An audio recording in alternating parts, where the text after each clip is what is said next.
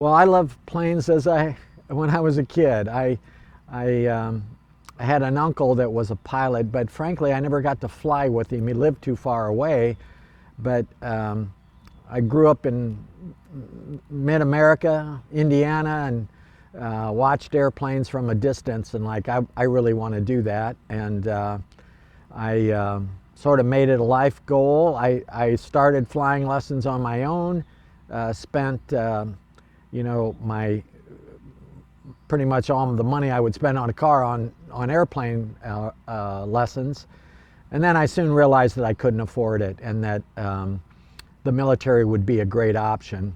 So I enlisted in the military, the Air National Guard at the time, and eventually finished college and went to pilot training with the Air Force and flew with the Air Force. I was in the Air Force / Air National Guard for 34 years, flying some great equipment, fighter pilot, love flying. In the latter part of that, I bought my own airplane and started sharing flying with family and friends and kids, and started taking kids up and trying to inspire them to pursue aviation. Excuse me. According to your colleague in there, you were a general?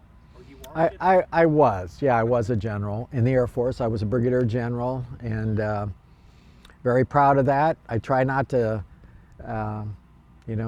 tell everybody that. I think that a lot of people have preconceived notions about what generals are, but I'd rather them know who I am. And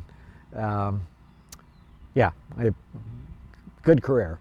Do you mind if we talked about you worked in the Pentagon? I did. I worked in the Pentagon, and I retired in 2005, and so I was there.